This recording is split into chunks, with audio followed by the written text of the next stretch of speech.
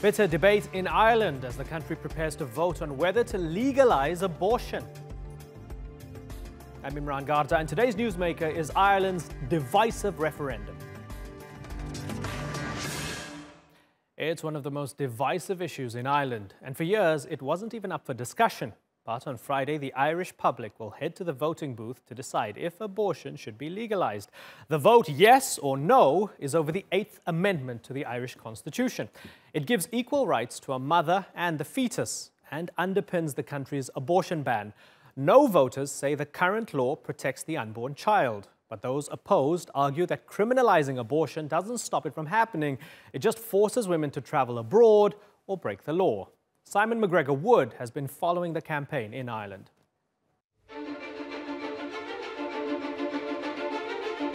It's dominated public debate for weeks.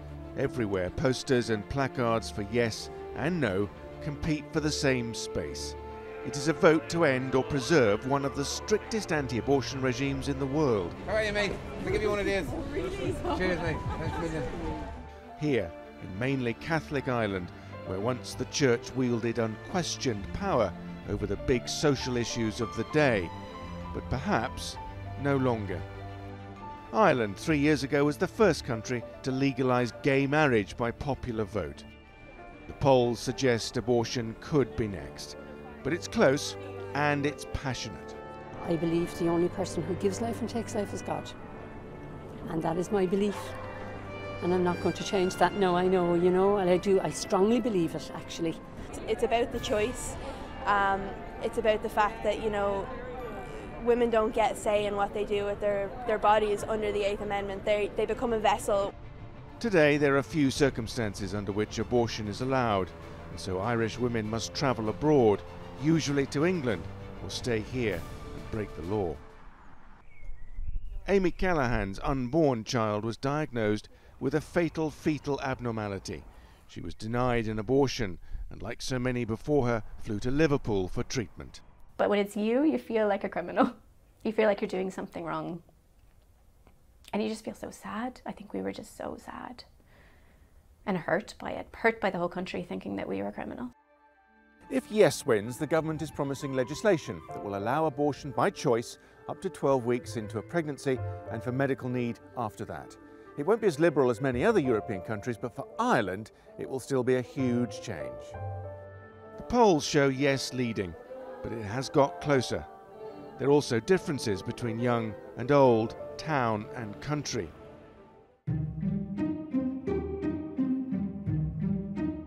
Here in County Donegal in the west of Ireland, no appears to be leading. Here it's Conservative, and the church retains influence over daily life and belief. Officially, the church has been cautious in its campaigning, anxious not to further alienate women and the younger generation. But it's clear that its position on abortion has not changed, and many church leaders have urged their worshippers to vote no. Archdeacon David Huss has been in Donegal for 7 years. He will vote no. He has talked about the referendum from the pulpit, but insists it is a matter for individual conscience. The influence of the churches is becoming less, and people are thinking for themselves much more. But in Donegal, that process of becoming perhaps more secular hasn't gone so far and so fast. This referendum has been divisive and sometimes bad-tempered. Some voters want change, but feel the government's proposed law is too liberal. For the yes camp, this is a choice to modernise and assert the primacy of a woman's right to choose, a chance for Ireland to catch up with the rest of Europe. For no, this is a choice to preserve traditional values, protect the unborn child, and reassert the legitimate connection between religion and public life. It may be close, with many voters still undecided. Whatever the result, the divisions exposed by this debate will take years to heal. Simon McGregor-Wood for the Newsmakers in County Donegal, Ireland. Well, joining me now from Dublin is Rebecca Moynihan. She's a Labour Dublin City Councillor and campaigning for Together for Yes. And in London, we have Anne Scanlon, a pro-life campaigner for London Irish United for Life. And again in Dublin, Patsy McGarry. He's a religious affairs correspondent with the Irish Times. I thank you all for joining us here on the Newsmakers. And if I could begin with you first. So this 8th Amendment could be repealed in the referendum. Why are you against it being repealed, in a nutshell? Because I've lived here my whole adult life, and I've seen what an abortion culture does to a country. We abort 1 in 5 babies. 9 out of 10 children with Down syndrome are aborted, and even children with things like minor abnormalities, with things like a cleft lip or club foot, are now aborted. What was once promoted as a choice is now promoted as the solution to a problem pregnancy. And I think actually by offering women abortion rather than help and support, we're actually letting them down. Okay, so Rebecca, abortion culture, as Anne puts it, sounds like a very terrible thing. Do you find any validity to that argument? Absolutely, it does sound like a terrible thing, but we put the 8th Amendment into the Constitution in 1983, and what the 8th Amendment does, it equates the life of the unborn as being equal to the right to life of the mother. And over the last number of years since that's happened, 1992, we had the X case where we stopped a 13-year-old girl at the airport who was due to travel, because under the 8th Amendment it was decided she wasn't travelling. She wasn't allowed travelling. The Attorney General felt he had an obligation to stop her. We then voted for the right to travel and information. But since then we've had very, very many tragic cases. In 2013 we had the very sad death of Savita Halappanavar, who was miscarrying a very much wanted baby at 17 weeks. She asked for an abortion. She wasn't given one. She was left. There was medical mismanagement involved. She developed sepsis and died. And if she was given an abortion at that stage to a baby that was already miscarrying, Savita Halappanavar would be alive. She would probably be living with some more children in Galway. We wouldn't know her name. And every couple of years we have these hard, difficult cases that come up, right, and they come up in Ireland because of the presence for the 8th Amendment. And doctors who are dealing with fetal and maternal health will all say that they cannot offer those hard, difficult cases where people are diagnosed with pregnancies that will not survive outside the womb. They have to tell them good luck, and they go and travel to England. They can't even pass over their medical records. You made a bunch of points there, Rebecca. Because of the presence of the 8th Amendment. Okay, fair enough, and you sort of set out your stall there. Patsy, I'm not discriminating against you because of gender here. I'm going to bring you in a moment or two, but I want Anne's response to this, because one of the issues here, Anne, is that women are having abortions. They're doing it anyway. They're taking these, I don't know, abortion pills. They're traveling. They're putting themselves in vulnerable situations, which makes it far worse. This is the reality. Women are having abortions, whether you like it or not. They are, and I can tell you that there was about just over 3,000 women came from Ireland here last year. The number of women travelling from Ireland has been going down year on year. In fact, interestingly enough, 121 of the women who came over were actually British women. That's going down. I would like to take up the point about Savita, because we hear about this case again and again. There's been 3 independent reviews into her death, which clearly states that it was nothing got to do with abortion. In fact, I would suggest that the 8th Amendment has made Ireland one of the safest places in the world to have it. Said that she would be alive if she was offered an abortion. One man, Peter Boylan, and 10 voices against him. The international can we just take it? Can I come back? Called for a yes vote I've this been week, asked about conducted the review into the Savita Halappanavar case, calling for a yes vote, and said she would be alive if she had been given a termination of pregnancy at the stage which she asked for. The report? And it is complete lies. It is complete lies on the no side. It's complete lies on the no side. It is complete lies. This is the sort of... No, it's not. What you're putting out is misinformation. The leading obstetrician who conducted the review into her case is calling for a yes vote and said that she would still be alive. Okay, you made your point, Rebecca. Anne? Yeah, I mean, I just think that's nonsense. As I say, Ireland is one of the safest places in the world to have a baby. We've had such an amount of misinformation and really quite a lot of aggressive behaviour from the yes side. Okay. I think Ireland should be proud of the fact that we respect human life. Let me bring Patsy McGarry in then.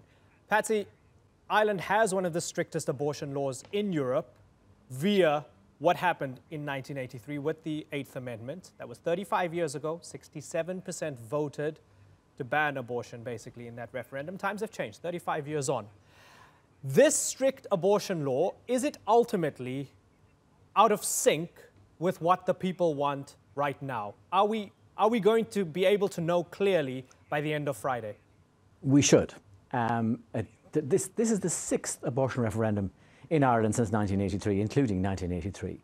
The wording of that amendment was always a matter of contention, even when it was introduced in the first time. I mean, and in 1992, the Supreme Court exposed its inadequacies when that 14-year-old girl became pregnant and was prevented from going to the UK for an abortion. There had to be a hearing at the Supreme Court to allow her to travel to the UK for an abortion. In 1992, there were 3 abortion referendums, one to do with the right to travel for women who wish to get an abortion abroad, 2, that they would be allowed to get information on those abortion facilities abroad, and 3 was an attempt to rule out suicide as grounds for an abortion for a girl who went abroad.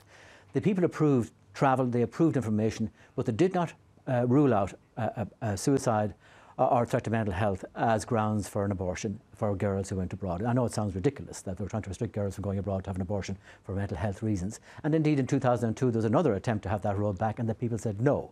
So it remains, I mean, for girls who wish to go abroad for an abortion, they may do so if their mental health is at risk. It is an issue that has deeply divided this country, and the conversation you heard earlier is a typical example of what we have to deal with in Ireland when this issue arises. These allegations of misinformation, the allegations of reinterpretation, if you like, of one particular case, the Zavita case, as an instance, where the yes side take one view and say that she was told that she couldn't have an abortion because of the 8th Amendment, which is true, and then the no side saying that the experts differed on the matter, that she died from sepsis, not because she couldn't get an abortion, which is also true. So it's a deeply, deeply divisive issue, and hopefully this time it'll be resolved one way or the other. And why not some sort of compromise? I mean, if it is repealed, if there can be some sort of consensus on when, I don't know, life begins, when a child becomes a child, right? They're not talking about, they're not talking about abortions at 40 weeks or 30 weeks and so on and so forth, right? So it's early stages. In fact, they were talking about... Right. Can it be regulated? Can it be regulated in your eyes? I don't believe so, because we haven't managed to achieve that here. I mean, they're talking about abortion on demand up to 12 weeks, abortion on request to 24, and abortion to birth if the child has a life-limiting illness. I would say that in Britain, 50 years ago, we made that mistake. But we have the advantage of ultrasound imaging today. We don't need a discussion about when human life begins. We know. The only question is when we believe that that life has value. We know that the unborn child's heart is beating on day 21 and that brain waves can be detected and measured by day 40. We know those things. All we have to do is look at an ultrasound image. So I just think we should be respecting the right to life, the equal right to the mother. Nobody would suggest that a woman should have to give up her life for a child, not at all. But actually, because Ireland has such a respect for human life, actually I think women are treated far better in Ireland than they are here. So Rebecca, and what I would like to see is more help and support. Okay, let's bring Rebecca. Rebecca, the heart's beating from a very early moment, basically very soon after conception. That's a life. Abortion is killing that life, according to Anne and many other Irish people. Your response to that is what? Anne said a couple of things that were completely wrong there. She said there's going to be abortion on request up until 24 weeks and then up to birth. That's not what's in the general scheme. And remember, this is to take the 8th Amendment out of the Constitution, which guides what laws the Oireachtas can pass. Head 4 what it's essentially saying is that the Oireachtas state that. Sorry, Anne, can I finish my point there? It is 12 weeks. The Oireachtas Committee considered this. We had a Citizens' Assembly that considered this as well. And what came out of both of them was, in the difficult cases such as rape and incest, that there had to be a general ground of 12 weeks. After 12 weeks, there is risk to life and serious risk to harm to health of the woman.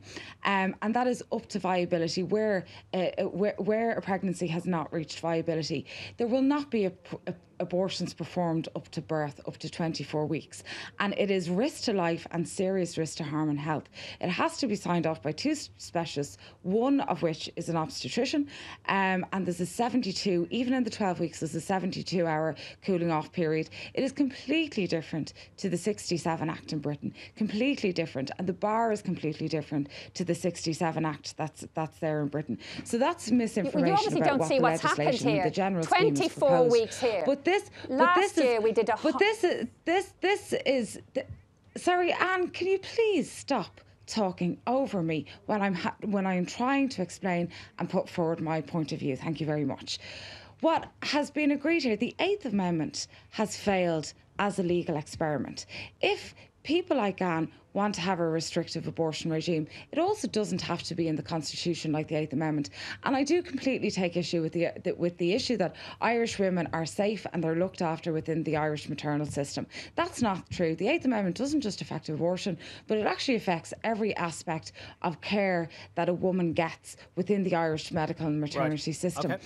We have a situation where abortion is a reality. Women are taking abortion pills at home, alone, unsupervised. Take the situation where you might have a woman that has an ectopic pregnancy. She's not getting a pre-scan. She thinks that the abortion pill has worked. Next thing, the fallopian tube ruptures. She goes in at a much later stage into hospital than when she needs help.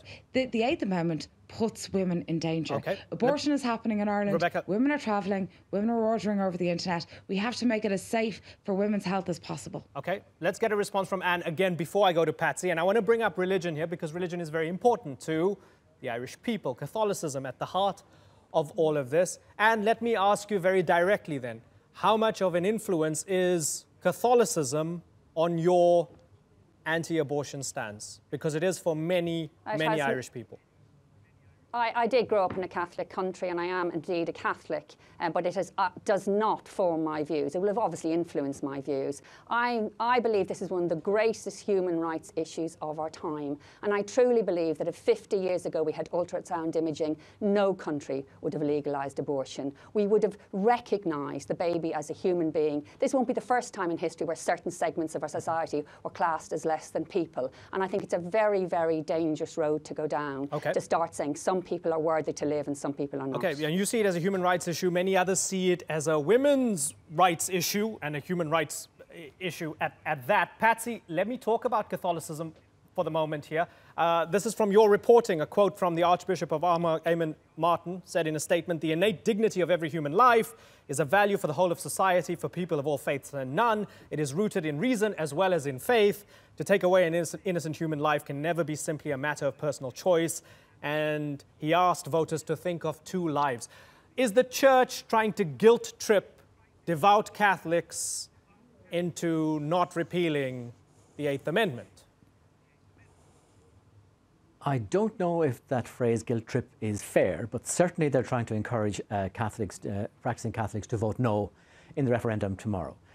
They've had an unusually sustained campaign this time, for instance, in comparison with the same-sex referendum 3 years ago, where they essentially issued a statement and took a much more softer line when it came to campaigning on the matter, even though they don't agree with same-sex marriage.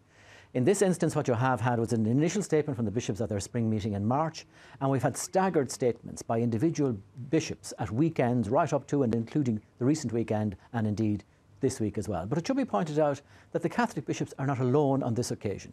The Protestant churches which opposed the 1983 amendment being inserted into the Constitution on this occasion are asking people to vote no as well, because they're concerned about the 12-week provision. Basically that there will be abortion will be permitted for the first 12 weeks under proposed legislation. They have grave ethical difficulties with that. So in a sense, all churches in Ireland are on the one side on this occasion, and all are calling for a no vote tomorrow. Right. So Rebecca, all the churches, not just the overwhelming majority of the Catholics, but the Protestant churches as well, those who say being Irish and being religious means not only are we not happy perhaps with what happened in 2015 with the same-sex marriage vote, but also now this is an issue that deeply affects our faith and we don't want it to go ahead. Your response to them is what? That's absolutely fine.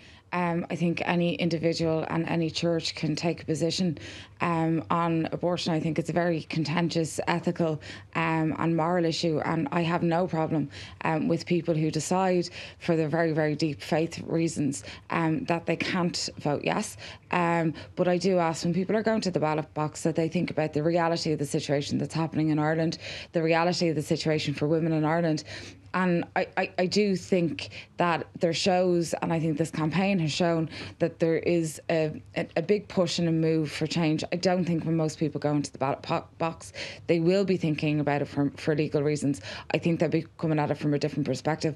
But I obviously have no problem with the church taking a stance on this. They're like every other part of civic society who have the right to take their own kind of moral stance on an issue, and I've no problem with that. But again, I would say, even if you're not in favour of abortion, it doesn't have to be a constitutional imperative which limits the laws that can change. There's plenty of countries that have restrictive abortion regimes that do it through legislation. The problem is that we cannot do anything for the very difficult cases, such as women who have fatal fetal abnormalities, because of the line that a woman's right to life is equal to the life of the unborn from the moment of implantation.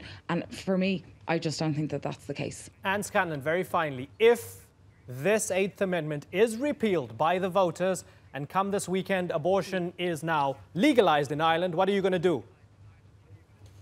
Carry on doing what we do here. People have been fighting this for 50 years. And I would hope, I mean, it'll take some time, but if we are, and I have faith in the Irish people, because I think they have deeply seated, not just religious views, but actually humanitarian views that recognises that an unborn child, a defenceless child, is worthy of protection. And I believe if we wanted to protect women, we wouldn't be offering them abortion as a solution to their problems. We'd be trying to find out what is driving them there to need to have an abortion and help and support them so they didn't feel the need to do that.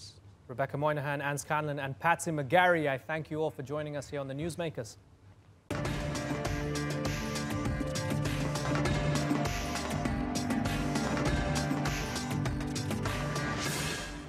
Still to come on the Newsmakers, the head of an extreme Buddhist group is convicted of assault. Is Sri Lanka cracking down on its militant monks? And will the ICC condemn Israel for war crimes in Gaza? We asked the chief of staff to a former Israeli prime minister how Israel should respond. For many Muslims in Sri Lanka, life is not easy, especially since they've been the target of several violent attacks. But who's responsible? Well, most are placing the blame on militant Buddhists. Earlier this year, in the city of Kandy, mosques and Muslim-owned shops were burnt to the ground after a Sinhalese truck driver was attacked and killed by a Muslim mob. Sri Lanka responded by declaring a 10-day state of emergency. And while tensions might have eased, the government has been urged to take more action to protect minorities. Well, the leader of the Bodu Balasena, Galaboda Nyanasara, was found guilty of assault on Thursday. TRT World gained exclusive access to him for its off-the-grid documentary, The Face of Hate series. For a sneak peek, here's Christine Pirovolakis.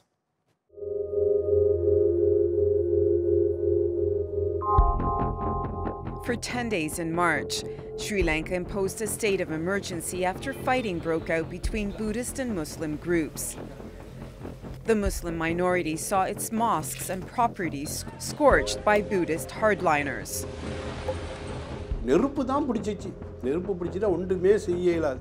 Fighting initially broke out in Kandy after a Sinhalese truck driver died in hospital after being attacked by a small group of Muslim men. The riots quickly spread, leaving 3 people dead in the revenge attacks that followed. While the violence is over in Sri Lanka for now, religious tension remains high, especially when you have Sinhalese nationalist Buddhist groups like Bodu Balasena fueling the fire. TRT World's Off the Grid series gained rare access to its leader, Galagoda Athe Nyanasara, the monk who's been accused of inciting hatred against Muslims. He says he wants to protect the Sinhalese identity. බුද්ධාගම ආරක්ෂා කරගන්න මිනිමරලා නැහැ. හැබැයි බුද්ධාගමට හෝ දර්ශනයට ඒ වැඩපිළිවෙලට තර්ජනයක් එනකොට සිල් රැකලත් නැහැ. He says Muslims must be stopped from taking over. මේ මොහොත වෙනකොට බරපතල තර්ජනයකට ලක් වෙලා ඉන්නවා. මොකද ඒකට අපි කිව්වොත් ඉස්ලාමයිසේෂන් මේ ඉස්ලාම් කරණයකට ගොදුරු වෙමින් ඉන්න එකක් සංස්කෘතික වශයෙන් ඒ වගේම මැරිඩ් නැත්නම් මේ විවාහය හරහා ඒවට ඕන තරම් අපි ළඟ එවිඩන්ස් තියෙනවා.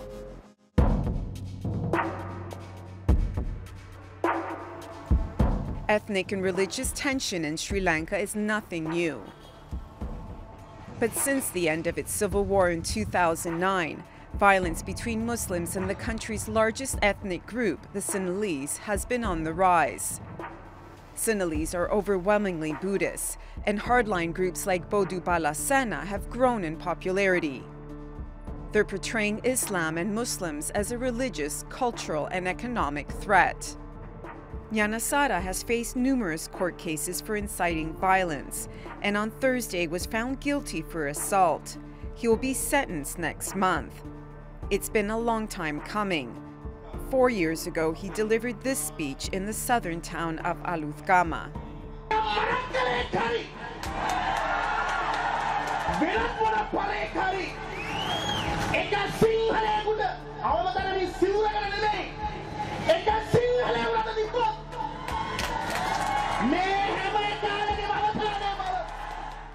Within hours, a group of Sinhalese nationalists went on the attack.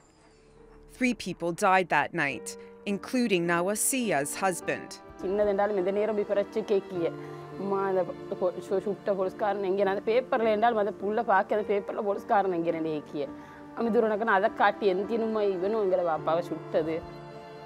nationalist movement has opened the way for retaliation against the Sinhalese.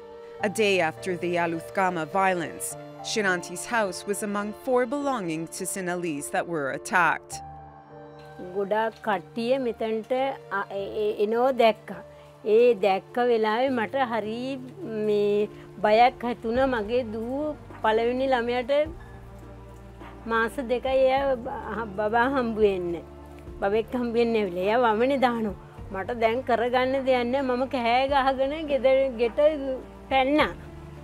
ගෙට පැන්න කෑ ගහගෙන මෙන්න කට්ටිය ගොඩාක් එනවා කියලා මම පැන්න ගෙට. While the state of emergency has appeared to have quashed the renewed violence in Sri Lanka, mistrust and misunderstanding linger. And unless the government acts quickly against the perpetrators of communal violence, where will that leave the country? Christine Pirovolakis, The Newsmakers. Well, I'm joined here in the studio by TRT World correspondent Shamim Chowdhury. She produced the latest off-the-grid documentary from Sri Lanka and spoke exclusively to the now convicted Buddhist monk, Galaboda Nyanasara. Shamim, fascinating that you got to meet the man. For those who are looking forward to watching, what was he like? Well, he was very charismatic, actually, a real showman, more than charismatic. He clearly loves the camera. He was delighted that we were going to spend not only an hour and a half interviewing him, but that we were going to come back and spend half a day with him in his monastery. And it was a bit disconcerting because I'd obviously done my research and I'd watched the YouTube videos of him, which are really quite shocking, many of them, where he is openly hostile and aggressive towards minority groups, not just Muslims, and very offensive as well. So, you know, you go in thinking, well, this, you know, it's going to be very easy to dislike this person. And it turned out to be, on the contrary, he was very hospitable, offered us tea and food. But actually, I think this is where his strength lies, because although there's no doubt that he has made some very strong anti-Muslim and anti-Tamil speeches in the past, there's another side to him. He's a bit of a dual character because he knows how to speak to the majority Sinhalese population, some of whom sympathise with some of his views. So I think really the abiding memory that I have with him is this kind of dual personality. Yeah, so he's in trouble at the moment, which is interesting. But it's, for some, it might be a case of, well, why hasn't he been in trouble sooner? Because there have been accusations of inciting religious riots, violence and assault and so forth. There was an air of untouchability with regards to him. Why is that? Well, it's a number of reasons. The previous government, a lot of it is really intertwined with the politics of Sri Lanka, especially post-Civil War Sri Lanka. The previous government, Rajapaksa, was an openly pro-nationalist leader, and he was revered and given credit for ending the civil war. And he did that mainly by playing a Sinhalese nationalist card. Now, so we spoke to many experts, we spoke to Amnesty International, many human rights groups, and they said that this kind of paved the way for hardline nationalist groups to emerge, because they felt that they could make, nationalist statements that kind of bordered between what was acceptable and get away with it. And that happened a lot. He was taken to court a few times under Rajapaksa's presidency, but they didn't really mount to anything. The political system has now changed. Sirisena is the new president now. He has made a pledge to ensure that this culture of impunity will no longer be a part of Sri Lankan society. Since then, many, many more cases have come to light, and he's in court for many of those. So we're really going to have to... The case that he's been convicted of today is not on inciting racial hatred. It's a criminal case against one particular individual. However, it is the first time that he's been convicted. So we're going to have to now see if the system has indeed changed and that he is going to be made accountable. Yeah, that's an interesting question. And just whether in general the coexistence that we've heard of in Sri Lanka is under threat now, given these times. We're going to explore that a bit more with our other guests. But for the moment, Shamim Chowdhury, I thank you very much for joining us here on The Newsmakers. Now, you can watch the full documentary this Saturday at 9:15 GMT. That's Off the Grid, The Face of Hate, here on TRT World. Well, let's broaden out the discussion and go to Colombo now, where we're joined by Dilante Wittanage. He's the Chief Executive Officer and one of the founding members of the Bodu Bala Sena. Also joining us is Ruki Fernando. He's a human rights activist. And completing our panel is Shiar Hassan. He's an attorney at the Supreme Court of Sri Lanka. Gentlemen, thanks for joining us. Ruki, let me start with you. It was via your Twitter feed that we actually first heard about the conviction of Nyanasara. So thank you for that. This is interesting. Is it a sign that the government's finally cracking down on him, or should we say, well, this has nothing to do with incitement and it's purely for the assault charge? Well, this particular case where the judgment was delivered today is only a very specific case. This case is where the wife of a disappeared journalist was intimidated inside the courts by Nyanasara Tero, and then the case has been going on, and the judgment today was in relation to that. So it has nothing to do directly with any other things that cases that are pending against Nyanasara Tero, for which he is under investigation. In fact, there is another incident in the Court of Appeal where the magistrate of the same courts where the judgment was delivered today has filed a complaint that he was acted in contempt of court, and that case is still pending in the Court of Appeal. So there's a range of cases against him on a variety of offences. Okay, so Ruki, let me ask you directly. Does he get away with incitement against minorities, particularly Muslims? He certainly has up to now. Definitely he has. Okay. Dilante Wittanage, Bodu Bala Sena and your leader, you're busy inciting against Muslims and you're getting away with it. That's according to Ruki and many others, especially human rights organizations. What's your response to that? I don't think their claims are correct, because we are not criticizing Muslims. We do work very closely with Muslims. Actually, you have to understand the real problem and not we.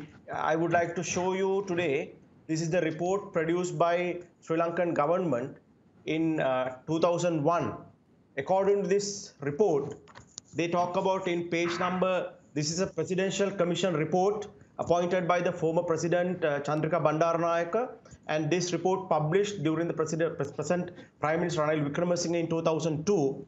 In that particular report, page number 136, they talk about Islamization in Sri Lanka and Muslim issue. So therefore, it's unfair for somebody to say, when the same facts revealed by Venerable Nyanasara Tero, for some reason Muslim leaders and some NGO leaders just saying that it's a minority issue. It's not about problem of minority. It's not about criticizing minority. I think if any reasonable person, now we have to understand is, no other country will demand the government to appoint a commission to study problems faced by the majority. Okay, but Dilante, you're quoting...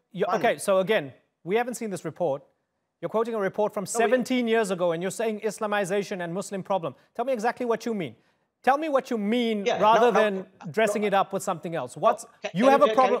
I'll tell you this. Do you have a problem with Muslims? No, I don't have personally any problem with any Muslim or any other person. What I'm trying to say, in 2001, government of Sri Lanka had to appoint a commission to study challenges faced by the Buddhist majority of this country. If you say that if these things are there in 2001, after 17 years, definitely these problems are aggravated. So let's ask Shihar Hassan. Okay, fair enough. Shihar Hassan. This has been discussed for a long, long time. So it was being discussed even while the government was fighting in the civil war against the Tamil Tigers. They saw that there was a problem among the Muslim minority, according to Dilante Wittanage and this report that he's holding up. So clearly, in his opinion, there's a problem, and BBS, his group, is just trying to tackle that problem. What's your response to that? What I don't understand about what Dr. Dilante Wittanage says is that he says that he doesn't have a problem with Muslims, but he has a problem with Islamization. The word Islam itself means the entire Muslim community of Sri Lanka.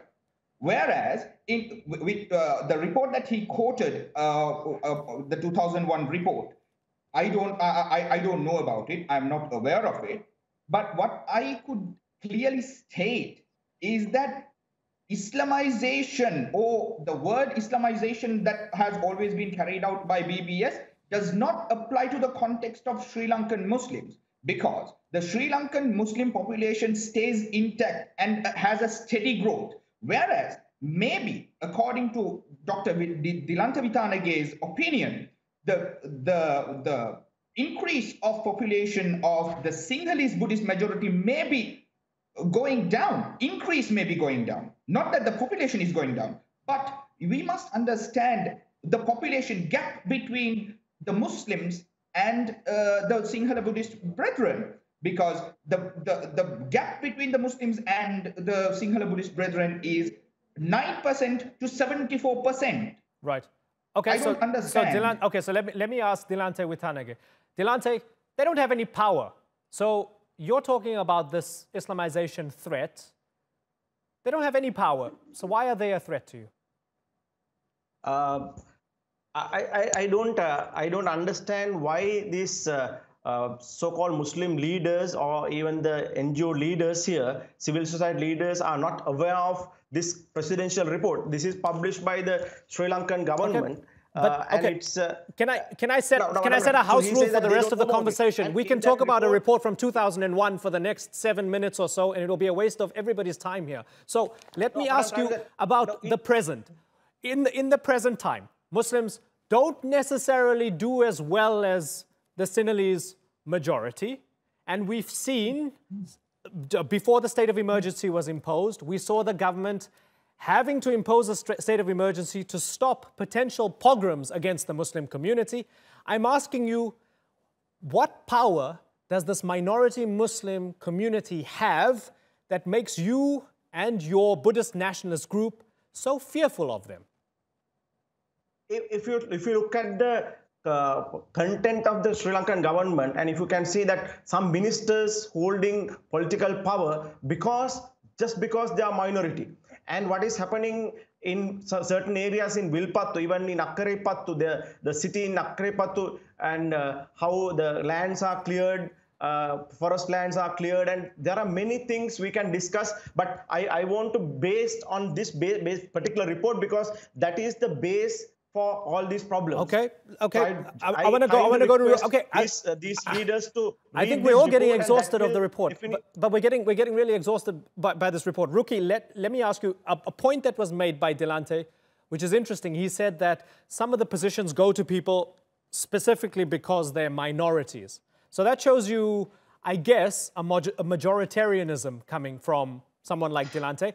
How many people in Sri Lanka believe that minorities are only getting positions as quotas or because of tokenism, and how much support does that view actually have? Well, I think that is very difficult to hold factually based on solid facts. I think quite on the contrary, quite the opposite is true. It seems like it's the majority that always holds power.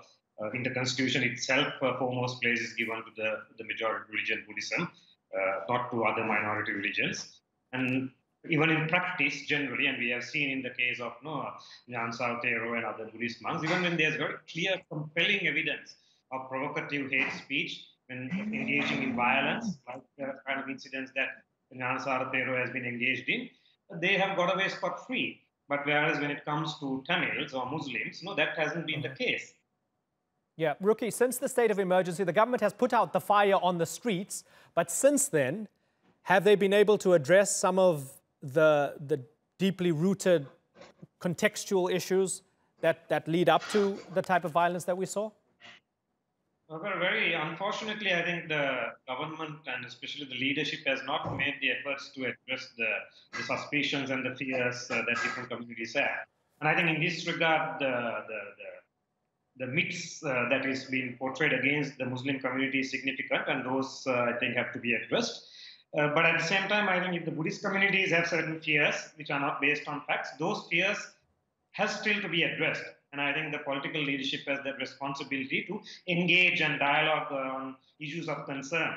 And I think we must also recognize that most religions in Sri Lanka, Christianity, Hinduism, Muslim, Buddhist, we all have problems that are entrenched forms of oppression of certain groups, like women, for example. So those should be addressed as well.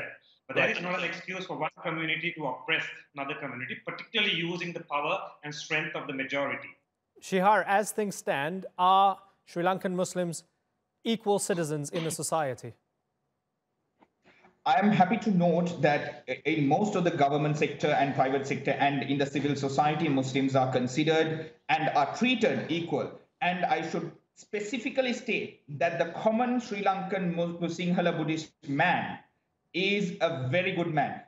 No Muslim is oppressed by a common man. But today, as we speak, after the advent of certain extremist groups, mostly after 2012, I would say, the common man has started thinking whether the Muslim community is holding some secret, or the Muslim community can be responsible for certain acts that are claimed by the extremist groups to be happening. For example, what Dr. Dilanta Vitanage stated about certain lands being grabbed by the Muslims. These are the common talking points of people like Dr. Dilanta Vitanage, where he brings out certain ministers are holding positions in the government just because they are minorities, which is not entirely true at all. There are problems relating to lands. There are problems relating to certain issues. But that is not only with the Muslim community. Okay. He quotes about a land called Wilpattu, whereas there's another land issue going on about Mutrajavela, another reserve of the state reserve, where multinational corporations are making lots of profit by clearing all the land. Understood. So Shihar, I have to move on, but I want to get a final response from Dilante Vitanage. Dilante, one of the points that Shihar made, the common Sinhalese Sri Lankan Buddhist person has nothing against Muslims, but groups such as your own, Bodu Balasena, you're trying to manipulate them to hate minorities. Is that true? No, definitely not. Because we categorically always said majority Muslims and majority Sinhalese they don't have problems. But there are certain groups. We are just criticizing those groups. Now, for example, if there is a particular minister, he's holding in the what you call Rajapaksa regime also, Ministry of Industries, and even this government. He doesn't allow that ministry to be changed by any government because he is holding the power of minority in certain areas as the majority in those areas. Right, he will not allow any president to take his ministry. Okay, I can say. So I'm not. Okay, you guys clearly disagree. I want to tell you that. Right. Right. Very finally, please. I have to move on. Very finally. What I could say about what Dr. Dilanta Vitanage says is the certain minister that he talks about is someone who is very strong in the government. Whether he is in the opposition or he comes to power in another government, he still stays in power because he holds significant amount of power in the northern region. Right. So what he implies is tainting the blood on all of the Muslim community, which is extremely unfair. I do not agree entirely, because all sorts of articles and TV commercials and all sorts of stuff are published about Muslims where they are trying to grab the lands of the Sinhalese or trying to drive out Sinhalese, that in 2040 the Muslims will be the majority of Sri Lanka. Shihar, I got to wrap. Gentlemen, it's been a pleasure. Dilante Witanage, Ruki Fernando and Shihar Hassan, I thank you all for joining us here on the Newsmakers.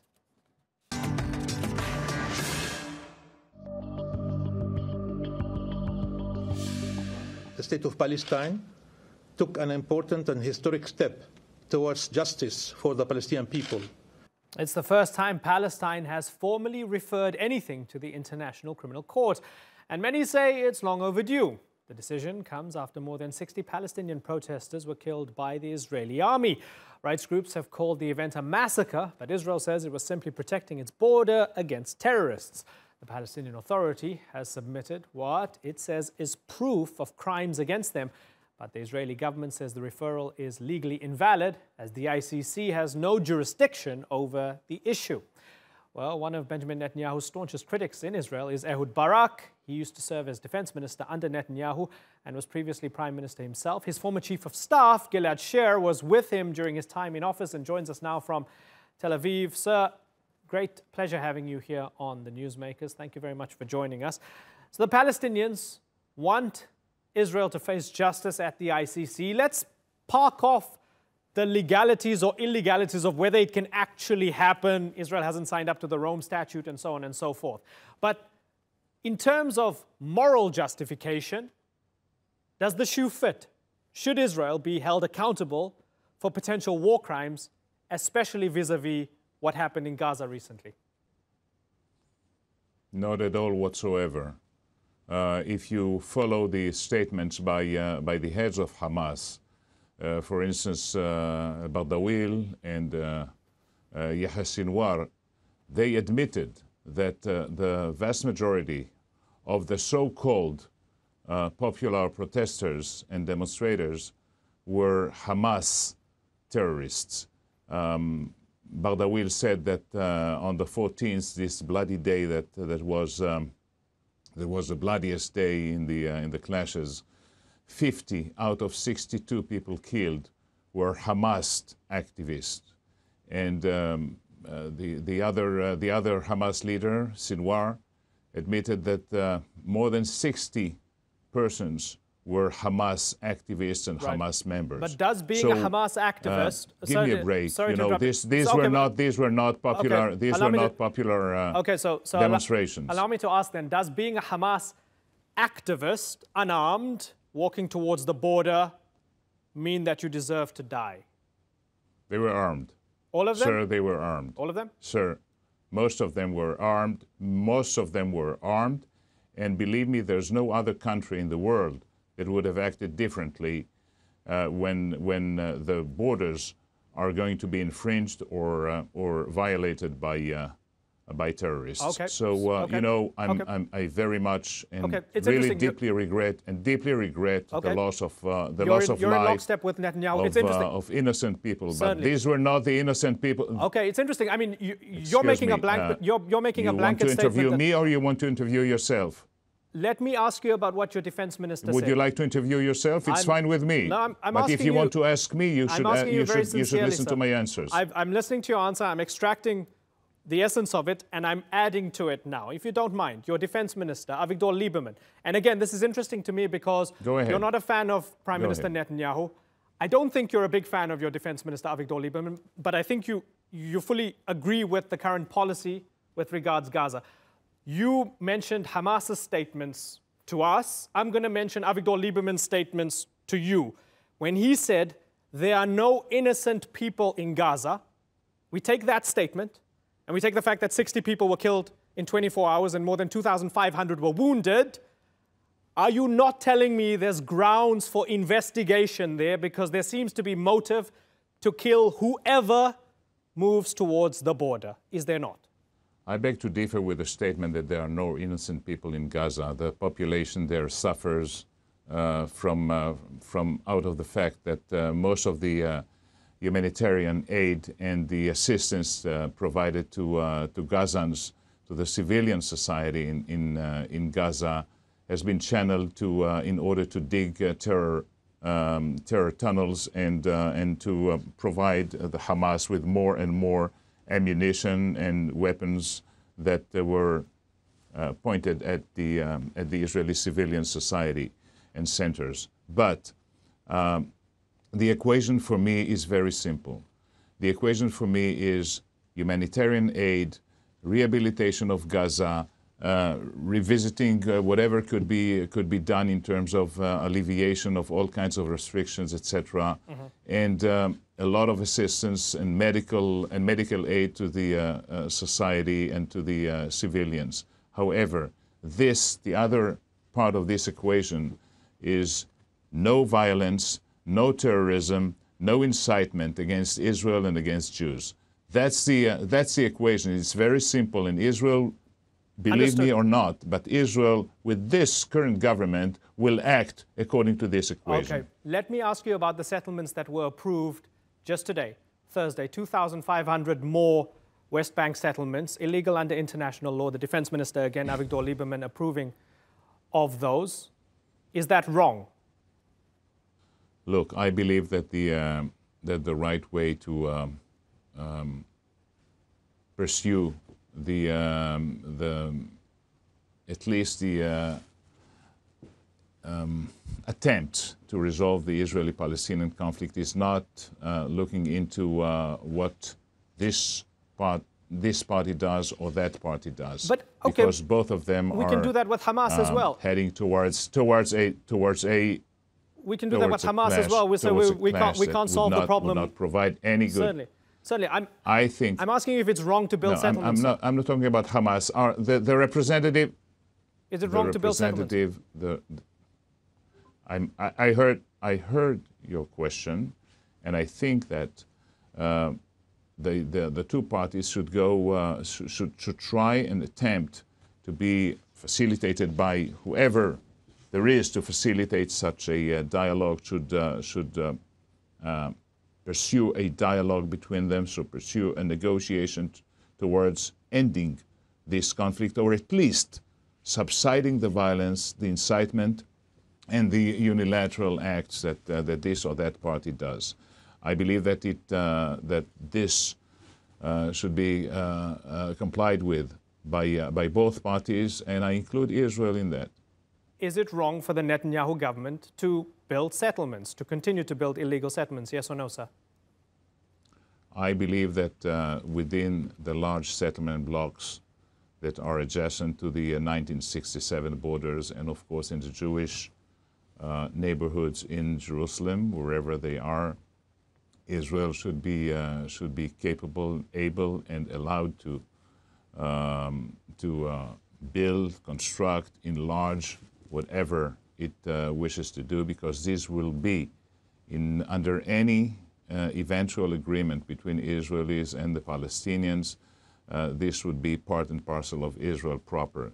So okay. I believe that there should be a differentiation between what we do within the settlement, the large settlement blocks, which comprise or encompass more than 80% of the settlers altogether, and the other settlements that should be negotiated within a negotiation process between Israelis and Palestinians, hopefully facilitated by the international community, namely the Quartet, if you wish, the United States, Russia, the EU, and the UN. Okay, so I take that as a possibly, but with caveats, but not a no. Gilad Sher, we're out of time. I appreciate you coming on to the Newsmakers. Thank you very much for joining us.